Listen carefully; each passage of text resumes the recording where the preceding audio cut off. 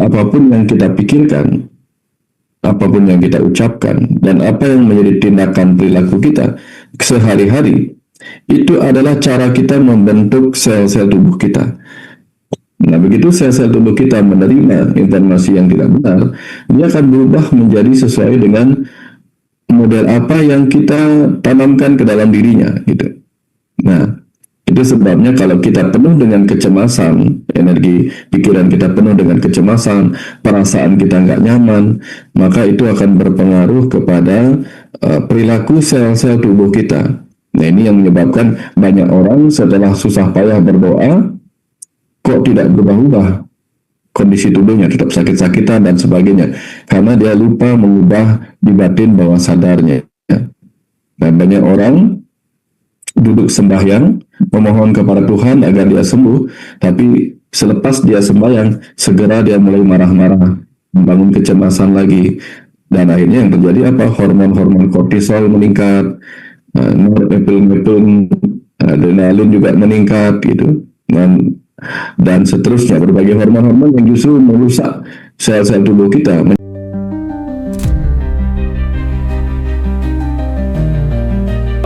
Enlightenment seorang Nabi Muhammad ini kaitannya ternyata sama kemanusiaan gitu.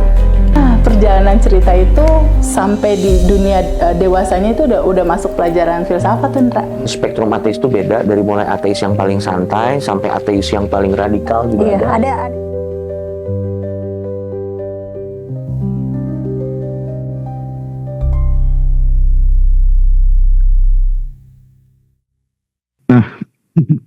Pak Wayan, sebelum mulai, saya tuh dengar pernyataan yang membuat saya terngiang-ngiang, Pak Wayan. Kemudian memunculkan tanda tanya begitu. Ini menarik gitu, bahwa katanya tubuh itu sebenarnya nurut sekali pada perintah pikiran gitu, Pak. Bahkan katanya banyak penyakit itu bukan karena tubuhnya yang rusak, tapi karena perintah kita ke tubuh itu kacau, bingung, dan saling bertabrakan gitu. Dan diperdalam lagi katanya, misal tubuh ini sedang mengalami penyakit yang menderita penyakit yang sangat serius, sebut aja misalnya cancer gitu, Pak Wayan.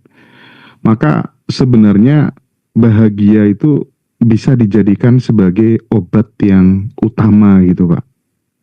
Nah, ini kayak oh gitu ya, berarti selama ini itu kita cari obat tuh sebenarnya nggak harus mengandalkan faktor eksternal gitu. Pertanyaan saya mungkin untuk membuka kajian malam hari ini ke Pak Wayan Mustika, apakah benar bahwa tubuh manusia itu sebenarnya sangat tunduk pada perintah batin kita, Pak? Silakan, Pak. Terima kasih, Mas Hendra. Pertama, kalau kita ingin bicara tentang kekuatan ajaib dari tubuh kita, tentu kita harus masuk jauh lebih dalam untuk mengetahui apa yang mengisi tubuh kita, Mas Hendra. Jadi kalau tubuh kita ini dikupas lebih dalam lagi, tentu dimulai dari kita melihat ke dalam, akan terlihat ada banyak sistem-sistem organ di dalam tubuh kita yang saling terkait satu sama lain. Sistem peredaran darah itu terkait dengan jantung dan pembuluh darah, lalu dia akan terkoneksi juga dengan ginjal, dengan pencernaan, dengan sistem saraf di otak kita dan tulang belakang, juga dengan paru-paru, dengan semua sistem itu saling terkoneksi satu sama lain dan saling mempengaruhi. Nah, begitu sistem organ ini kita sisihkan lagi, kita akan ketemu organ, dan begitu organ kita sisihkan, lebih kecil dari organ adalah sel-sel. Nah, lebih kecil dari sel-sel kita akan ketemu DNA yang menyebabkan organ-organ atau sel-sel itu begitu cerdasnya. Jadi sekumpulan DNA yang cerdas menghasilkan sel-sel yang cerdas. Sekumpulan sel yang cerdas menghasilkan organ yang cerdas, dan sekumpulan organ yang cerdas menghasilkan sistem organ yang sangat cerdas terkoneksi satu sama lain. Nah, ini dari sini kita melihat betapa tubuh kita ini mengandung sebuah kecerdasan tersendiri. Nah, kenapa ada kecerdasan di dalam DNA kita? Karena ternyata DNA kita ketika kita kupas lebih dalam lagi, kita ketemu atom-atom yang membentuk rantai DNA kita dan molekul DNA kita, yaitu atom hidrogen, oksigen, karbon, nitrogen, dan fosfor. Nah, dan ternyata di dalam atom itu sendiri kita akan ketemu ruang kosong, di mana di dalam ruang kosong itulah berdiam sesuatu yang menyebut dirinya sebagai kecerdasan semesta. Nah, sekarang mungkin orang-orang sedang memperdalam di fisika kuantum dan ketemu sesuatu yang luar biasa di ruang kosong atom itu yang lebih kecil daripada sekedar quark, dan itu ketemu kuantum lah, ada medan kuantum katanya. Tetapi kalau kita di sini mengenal sesuatu yang sangat cerdas, yaitu kecerdasan semesta. Nah, jadi dengan demikian kita paham bahwa interaksi kita dengan tubuh kita yang mengandung berbagai kecerdasan di dalam setiap selnya itu adalah interaksi antar kecerdasan. Nah, dia bisa saja menghasilkan sesuatu sesuai dengan perintah dari kecerdasan sadar kita yang merupakan manajemen dari tubuh ini, yaitu pikiran kita. Sehingga kalau pikiran sadar kita memasukkan sebuah input-input, informasi-informasi, perintah-perintah yang tidak sesuai sebenarnya dengan keinginan kita, tetapi diterima oleh kecerdasan sel-sel tubuh kita, maka DNA kita mungkin akan bisa mengalami kondisi-kondisi yang menyebabkan dia bermutasi. Ya, bermutasi inilah yang menyebabkan dia mengalami proses penciptaan, pemeliharaan, dan mungkin peleburan yang kacau. Sehingga mutasi ini menyebabkan dia mungkin menjadi sel-sel yang ganas, sel-sel yang tidak sesuai dengan fungsinya yang normal, gitu. Sehingga dia menjadi sel-sel yang abnormal. Dan dari sini kita paham bahwa apapun yang kita pikirkan, apapun yang kita ucapkan, dan apa yang menjadi tindakan perilaku kita sehari-hari, itu adalah cara kita membentuk sel-sel tubuh kita. Nah, begitu sel-sel tubuh kita menerima informasi yang tidak benar, dia akan berubah menjadi sesuai dengan model apa yang kita tanamkan ke dalam dirinya, gitu. Nah, itu sebabnya kalau kita penuh dengan kecemasan, energi pikiran kita penuh dengan kecemasan, perasaan kita nggak nyaman, maka itu akan berpengaruh kepada perilaku sel-sel tubuh kita. Sebaliknya, kalau kita memberikan perasaan-perasaan, emosi-emosi yang bahagia, penuh sukacita, penuh optimisme, penuh pikiran-pikiran positif, maka itu juga akan berpengaruh kepada sel-sel tubuh kita.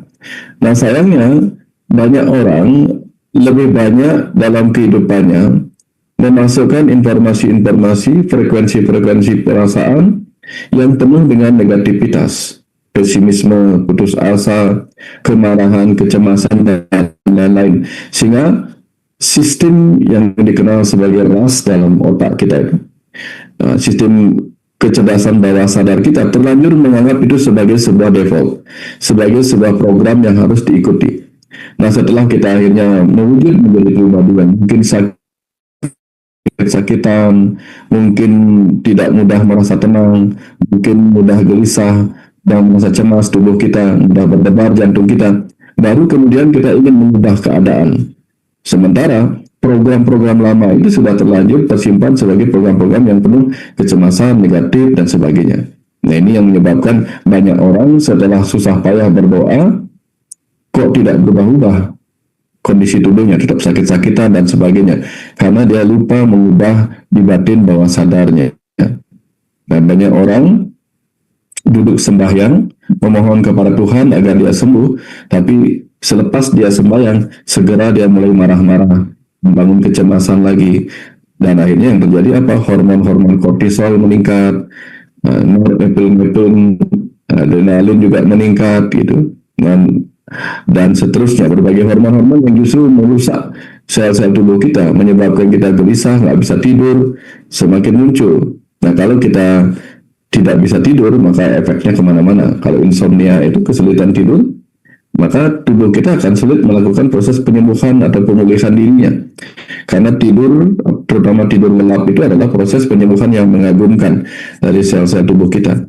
Nah, kalau itu tidak terjadi, maka kita akan lebih parah lagi, kondisi kita tambah sakit, tambah sulit penyembuhan. Nah, beda kalau kita memancarkan hormon-hormon yang membahagiakan. Seperti kalau misalnya kita bergembira, penuh sukacita, maka yang meningkat adalah hormon-hormon endorfin yang membuat kita lebih tahan terhadap sensasi nyeri, hormon serotonin yang membuat kita damai, tenang, bahagia, kemudian hormon dopamin yang menstabilkan tekanan darah kita, juga hormon oksitosin yang membuat kita lebih mencintai diri kita, lebih mencintai kehidupan ini. Nah, sayangnya untuk menyemprotkan hormon-hormon itu kita harus bersukacita. Dan ketika kita ingin bersukacita, kita justru banyak mengharapkan sukacita itu muncul gara-gara stimulus dari luar.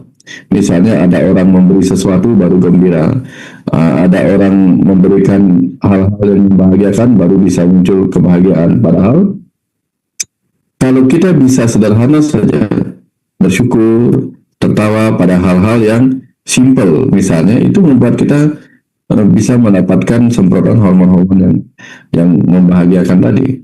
Nah, itu sebabnya kalau di Bali kan masih ada kenal yoga ketawa.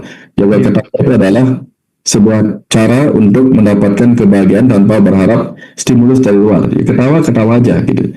Nah, ini di luar negeri juga sedang ramai, udah lama ramai, dikenal sebagai laughter yoga gitu. Jadi orang-orang boleh memakai ini gitu. Nah, kira-kira seperti itu Mas, kaitannya antara hormon bahagia dengan penyembuhan dan lain-lain. Selain itu juga kecerdasan sel-sel tubuh kita harus juga berinteraksi dengan kecerdasan alam luar. Jadi di luar itu kan alam-alam juga menyediakan kecerdasan untuk membantu kecerdasan tubuh kita menyembuh. Ya misalnya dengan kecerdasan tumbuh-tumbuhan yang menghasilkan zat-zat obat dalam herbal itu juga bisa gitu. Atau mungkin dunia kedokteran modern juga dengan kecerdasannya wujud menjadi materi-materi obat. Tetapi semua yang ada di luar itu tidak akan banyak efeknya kalau di dalam kecerdasan tubuh kita malah percaya pada perintah diri kita yang merasa tidak akan pernah sembuh.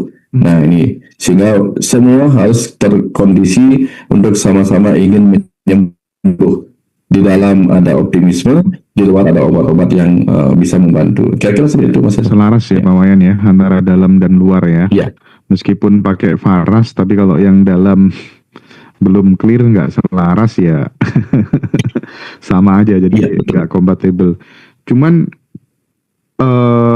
faktor yang membuat kemudian perintah batin itu benar-benar bisa diinstruksikan oleh tubuh itu ternyata bukan sekadar instruksinya saja ya Pak Wayan ya, tapi berkaitan dengan sejauh mana kemudian emosi-emosi positif yang kemudian dimasukkan ke pikiran, ke tubuh, itu akan sangat berkaitan gitu. Nah, tapi gini Pak, kalau misal kita bicara tentang kecerdasan tubuh ya, di dunia modern itu makin kesini tuh makin banyak loh orang yang sulit tidur Pak Wayan. Padahal kan tubuh itu kan butuh tidur untuk melakukan penyembuhan diri gitu. Nah, penyebabnya itu apakah kemudian hormon kah, stres kah, inflamasi kah, atau sebenarnya pikirannya tidak pernah diam, dan bagaimana solusinya menurut Pak Wayan Mustika? Ya, jadi tidur itu adalah kondisi di mana gelombang pikiran kita masuk ke gelombang delta, Mas Hendra. Jadi sederhananya ada 4 gelombang, walaupun ada gamma lagi satu. Jadi pertama ada gelombang beta yang sibuk, yang membuat kita ini penuh dengan pemikiran-pemikiran tentang masalah-masalah kehidupan yang mungkin belum beres gitu. Nah kemudian ada gelombang alpha theta di mana kita mulai agak rileks. Kemudian lebih dalam lagi ya theta, baru kita masuk ke gelombang delta, gelombang tidur. Nah, bagaimana bisa mencapai gelombang tidur sementara gelombang alpha theta pun belum dilewati gara-gara pikiran masih sibuk di beta. Sibuk di beta itu artinya memikirkan hal-hal yang belum beres hari ini, terlalu banyak yang dipikirkan. Itu contoh bagaimana pikiran kita ketika masih sibuk bekerja tidak akan membuat kita mudah masuk ke gelombang tidur. Di samping itu kemudian cahaya lampu yang masih hidup itu akan membuat otak kita menangkap bahwa kita masih sedang ingin aktif. Maka itu sebabnya lampu kamar biasanya dimatikan karena secara alami tubuh kita itu mengikuti perintah dari apa yang terlihat oleh bagian dari mata kita. Jadi kalau pagi-pagi ada cahaya mau muncul, kita terbangun dengan sendirinya karena ada peningkatan hormon melatonin. Nah, kalau kita mulai melihat cahaya meredup seperti malam hari di zaman dulu sebelum ada lampu, seketika tubuh kita akan mudah mencapai tidur. Tapi sekarang kan lampunya hidup terus, kemudian mau tidur jam 11, tapi jam setengah 11 masih mendapatkan reaksi cahaya dari HP gitu, misalnya gadget, atau nonton apa gitu, atau kemudian nonton video sebelum tidur, dan akhirnya kita penuh dengan informasi-informasi yang harus diolah. Nah, kebayang nggak misalnya ini? Misalnya kita punya kamar, kita mau tidur, tetapi kamarnya berantakan. Ada 100 pakaian atau barang-barang lain yang belum ditata rapi. Dan kita ingin tidur dalam kondisi nyaman. Tentu kita akan merapikan dulu, baru kita bisa tidur. Nah, baru kita akan bisa tidur. Tapi kalau misalnya ada 1-2 baju yang tergeletak di bednya kita, tentu lebih mudah lagi kita merapikannya dan bisa tidur dengan tenang. Jadi tergantung pada seberapa banyak hal-hal berserakan dalam diri kita sebelum kita mau tidur itu. Maka disarankan bagi mereka yang kesulitan tidur, itu mereka mengurangi informasi-informasi, data-data baru yang harus diolah lagi oleh pikiran sebelum dia tidur. Kalau datanya terlalu banyak, informasinya terlalu simpang siur, akhirnya pikiran harus pelan-pelan sekali untuk bisa masuk ke fase alpha theta untuk melupakan hal-hal yang harus dipikirkan di gelombang beta tadi.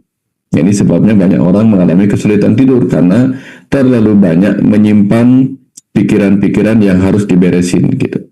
Kadang-kadang bahkan kalau emosinya masih belum beres, itu sampai tidur pun terbawa dalam bentuk mimpi berupa gejala emosi yang disimpulkan sebagai kita berhadapan dengan gelombang besar di pantai gitu mimpinya misalnya.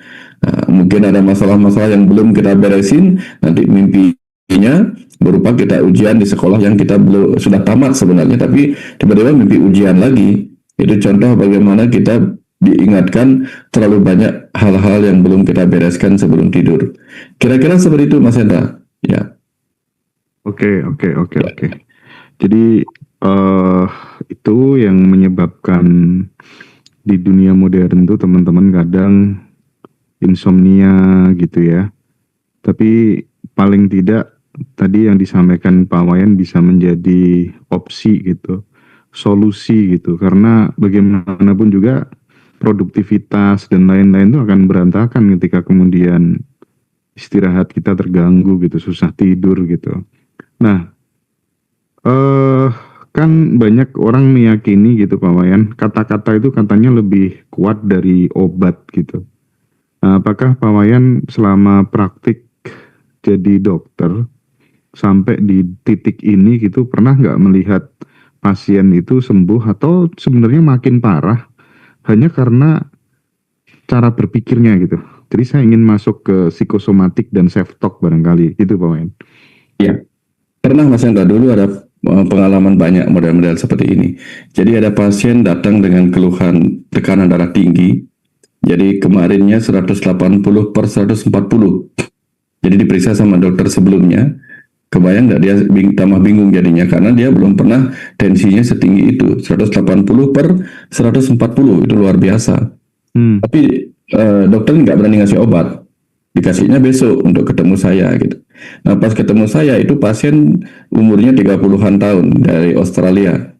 Nah karena saya tanya dia tidak ada riwayat tekanan darah tinggi sebelumnya, saya jadi percaya bahwa tekanan darah tingginya disebabkan bukan oleh faktor anatomis tubuhnya, bukan karena faktor penebalan pembuluh darah atau pengakuan pembuluh darah gitu. Saya berpikir ini penyebabnya pikiran. Maka saya ajak dia bicara tentang karma, tentang 3 hal. Saya tanya, saya gali bahwa orang bisa begini karena 3 masalah dalam hidupnya. Masalah harta, tahta, atau cinta. Dan saya ketemu bahwa dia mengaku, karena saya cuma beri 3 pilihan, dia mengaku masalahnya adalah cinta, karena sekitar 2 minggu sebelumnya dia baru putus sama pacarnya, dan itu gara-garanya membuat dia jadi mabuk-mabukan, minum banyak alkohol, dan akhirnya mungkin menyebabkan dia tambah stres gitu. Dan itu yang menyebabkan dia naik tekanan darahnya. Dan saya ceritalah tentang hukum karma, tentang perjodohan dan sebagainya, bahwa perpisahannya bukan hal yang sangat buruk, tetapi mungkin membuka pintu kebahagiaan di masa depan gitu. Nah, ini yang menyebabkan dia tambah tenang. Setelah diajak bicara, dikasih pemahaman, dalam menit ke-10 kemudian saya cek ulang tensinya. Ternyata tensinya turun menjadi 140/100. Nah, tiba-tiba seperti itu. Kagetlah dia. Tapi saya belum anggap selesai karena dia belum normal. Saya ajak lagi ngobrol. Di menit ke-20 tensinya sudah turun normal ke 120/80. Nah, di situ kemudian dia mengambil keputusan untuk tidak lagi minum alkohol dan melepaskan pacarnya tuh. Tidak lagi menjadi bagian dari hidupnya gitu. Nah, itu yang pertama. Yang kedua, saya ketemu juga dengan pasien yang tiba-tiba sesak. Tiba-tiba sesak setelah minum teh pagi-pagi. Jam 10-an dia datang ke klinik, dilaporkan sesak karena dia minum teh. Nah, dia pikir teh itu penyebabnya. Dan setelah saya periksa, ternyata paru-parunya normal. Tidak ada tanda-tanda asma, tidak ada penyempitan. Lalu saya tanya, kamu bangun jam berapa? Nah, boleh juga ini. Bolehnya bangun jam 10 kurang, lalu kelaparan dan breakfast. Nah, mungkin karena kelaparan dan breakfast, dia belum dapat breakfastnya, tetapi sudah minum teh. Nah, minum teh. Nah, jadi karena belum dapat breakfast, belum ada asupan glukosa. Nah, minum teh itu dia belum dapat energi juga. Nah, ketika energinya kurang, dia bergemeteran pada saat dia minum teh itu. Nah, dia pikir setelah minum teh dia mengalami kondisi agak pusing itu, dia pikir teh penyebabnya. Nah, dia menjadi ketakutan bahwa dia teracuni oleh teh itu. Ternyata itu menyebabkan dia merasa sesak, jantungnya berdebar kencang gitu. Tapi setelah saya jelaskan bahwa paru-paru normal, nggak ada masalah, seketika dalam tempo kurang dari 5 menit, dia langsung bangkit dari tempat tidur pasien, lalu berteriak penuh kegembiraan sama temannya, dan aku nggak apa-apa gitu. Nah, itu tadi efek dari pikiran yang menyebabkan orang bisa kena psikosomatik, kena panic attack, dan sebagainya, Mas Hendra. Nah, dan hal yang sama juga sering saya temukan setelah dapat tugas mengisi kegiatan di Moksah, di asramnya Pak Kadek. Tiap bulan itu ketemu 300-an, 200-an orang dengan gangguan cemas yang berefek pada gejala-gejala tubuh berupa psikosomatik. Nah, kebanyakan mereka selain diterapi dengan tertawa, membuat tubuhnya dipenuhi aliran hormon-hormon positif tadi, oksitosin, dopamin, endorfin, dan serotonin. Saya mengajarkan mereka untuk mengubah cara berpikirnya. Ya, jadi cara berpikirnya dia ubah, dan akhirnya apa? Sekarang bahkan beberapa itu ada yang sudah jadi maha guru, ada yang menjadi pelatih yoga ketawa di mana-mana gara-gara mereka sembuh sendiri. Jadi yang menyembuhkan adalah cara mereka mengubah pola pikir dari yang tadinya penuh ketakutan akan masa depan, akhirnya menyadari bahwa semua itu bersumber dari pikirannya gitu. Jadi ada yang mengalami jantung berdebar, napas merasa sesak, sering merasa pusing, sering merasa dingin, dan akhirnya mereka sadar itu hanya datang dari kekuatan pikirannya yang penuh kecemasan gitu. Ya, kira-kira seperti itu, Mas Hendra.